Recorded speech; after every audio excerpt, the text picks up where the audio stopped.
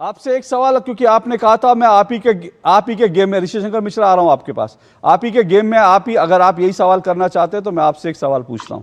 जनार्दन द्विवेदी कहां है? सवाल, पहले मेरे सवाल का जवाब, उसके बाद बोलिएगा। जनार्दन द्विवेदी कहां है?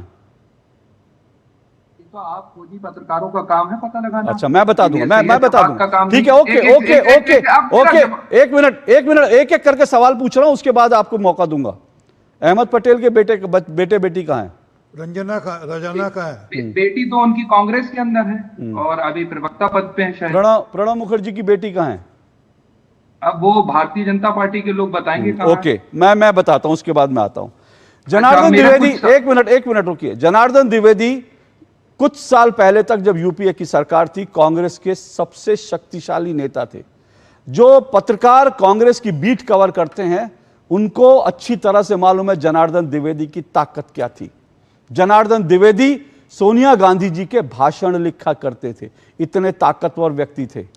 लेकिन उसके बाद से, राहुल गांधी के उदय के बाद से वो कहां है कोई नहीं जानता, कोई नहीं जानता। उन्होंने ये भी नहीं कहा कि मैं अवकाश ले रहा हूं क्योंकि मेरे तबीयत खराब है, लेकिन उनको दरकिनार कर दिया गया।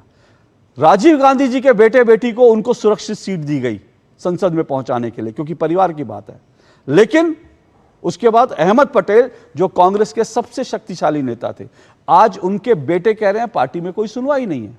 उनकी बेटी कांग्रेस में है, लेकिन कह रही है कि मुझे तो बुलाया तक नहीं गया। जब गुजरात में सम्मेलन हुआ तो अहमद पटेल की बेटी कह रही है मुझे तो जानकारी भी नहीं, मुझे बुलाया भी नहीं गया पार्टी के सम्मेलन में।